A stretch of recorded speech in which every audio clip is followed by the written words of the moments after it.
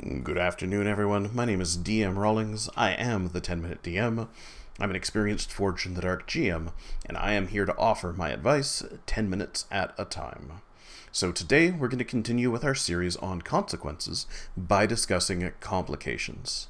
If you'll remember previously in my Intro to Consequences video, which I will post above, I listed Blade in the Dark's 5 different types of consequences, as well as a bonus 6th one. Today, we're going to focus specifically on one of those, which is complications. So, starters, what is a complication? Well, complications add something to a scene that makes it more complex and increases its tension. They are by far the most varied of possible consequences, and they're also one of the hardest to improvise on the spot. They're usable for situations where you have a mixed success and a failure, though there may be circumstances where some complications work better for mixed success than they do for failures. So, let's break into a bit of an example here, and we'll make it really simple, and I'll just show you the breadth of possible outcomes that we have here. So Rowan is trying to sweet-talk a building manager into letting them take a peek around the building.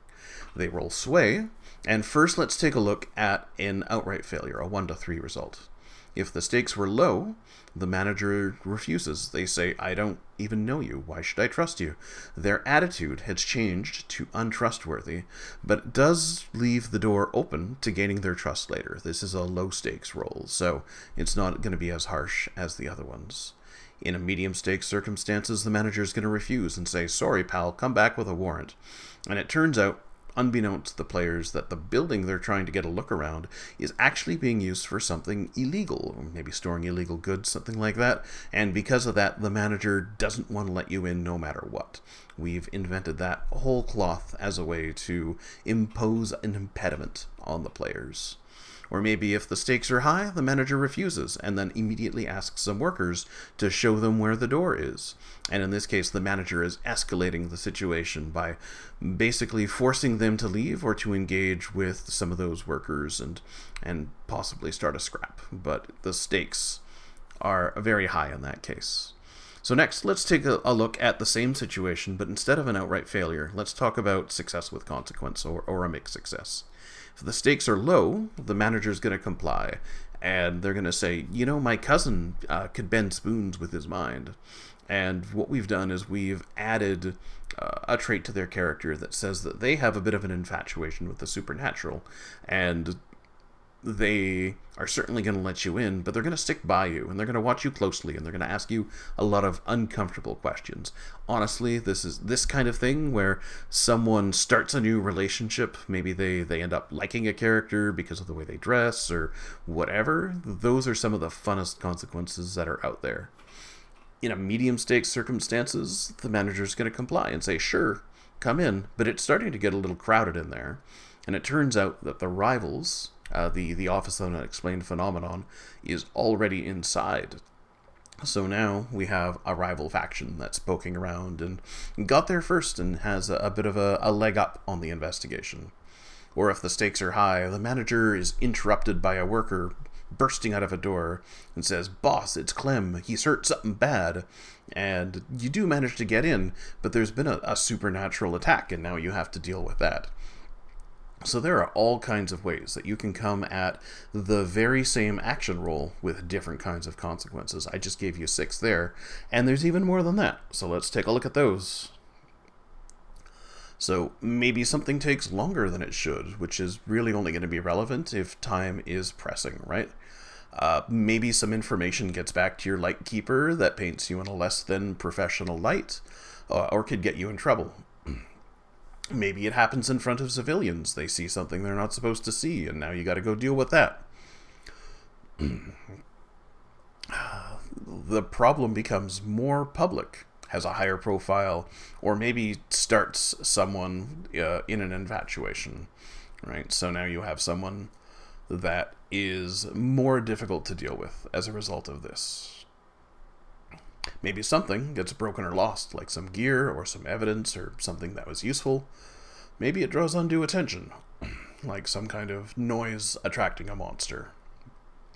Or maybe the situation grows more perilous. Maybe a fire starts from a stray bullet ricochet, or the weather changes for the worst, or a wood chipper turns on, or a source of bleed begins to hum.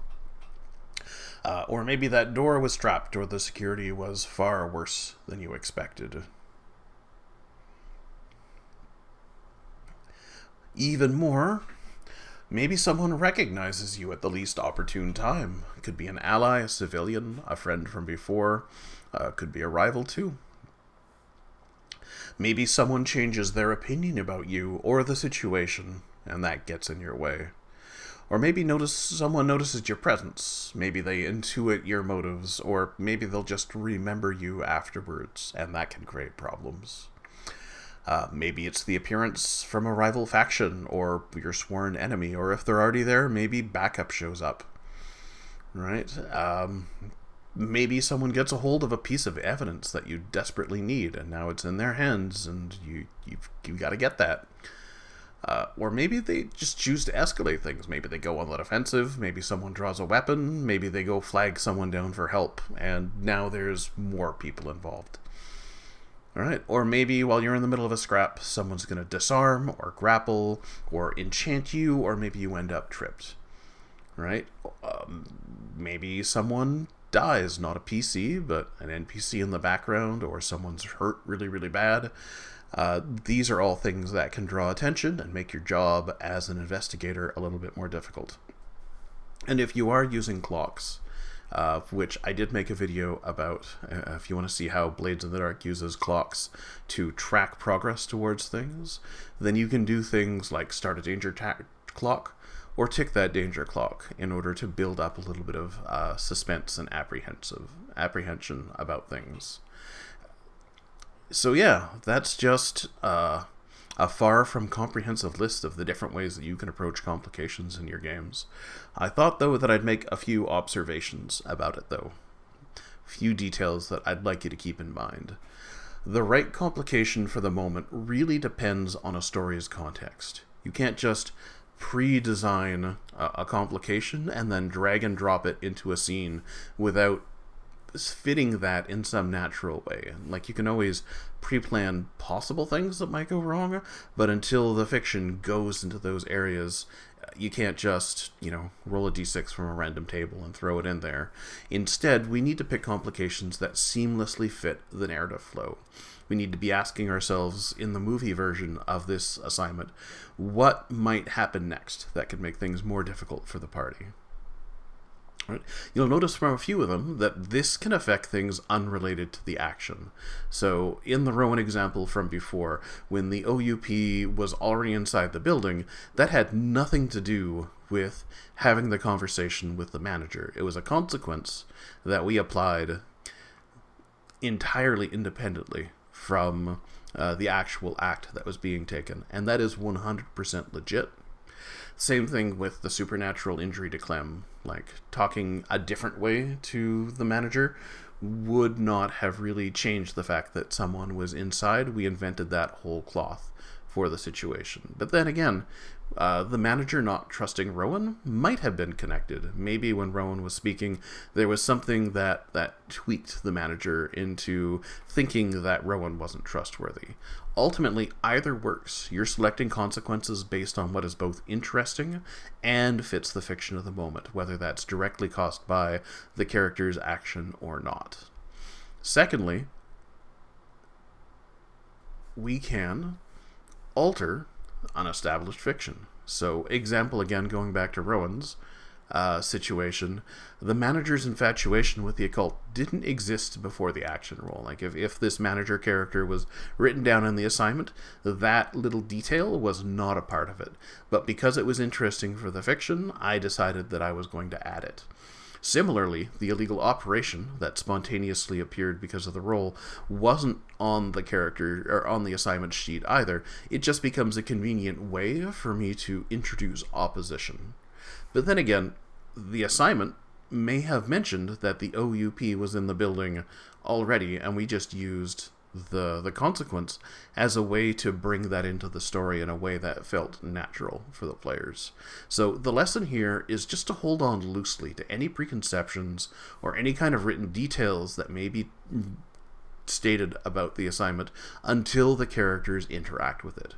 Once something's established in the fiction, you need to have a justification for changing it, but if it isn't established yet, as far as the players know, it doesn't exist, and you have broad sweeping authority to do whatever you want there to make it interesting for the players. Allow complications to change the mindsets or attitudes of NPCs to fit the moment and what's interesting, or change physical circumstances to suit what the story demands.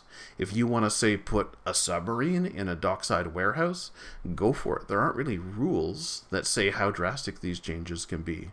Again, let the story serve what you need. So lastly, let's talk about why we would want to use a complication as compared to some of the other consequences that are out there. Maybe we want to make progressing more complicated. Almost every complication that we can think of is going to extend a session. It's going to make it longer because the things that we introduce need to be worked around. Often roles are required to resolve these things, and that can often burn character resources. So early on in assignments, that's when I really like to lean into complications, because I have a lot of time afterwards to adjust pacing and bring them towards the conclusion in the amount of time that I have available. But early on, that's where we can go wide and we can see where the narrative wants to go. As mentioned before, we can use clocks to put pressure on the party with an unwanted threat. We can start a new clock to create a sense of urgency, or we can tick the clock down based on the stakes to make that agency feel real. We can also use it to supplement harm in a high-stakes situation. So maybe instead of dishing out 2 harms, we dole out 1, and then we disarm them or trip them as well. We don't want to use complications as near the end of a session if we want it to wind down. We also don't want to use complications in situations where characters are in already too far over their heads. We don't want to add more chaos there. And I would say in closing, generally I want about half of my consequences overall to be complications, because they are the most varied and they are the most interesting of things that characters are going to deal with. So, with that being said, I have been DM Rawlings, the 10-Minute DM, and if you do like what you see, I'd appreciate it a ton if you did hit that subscribe button. Thank you all very much.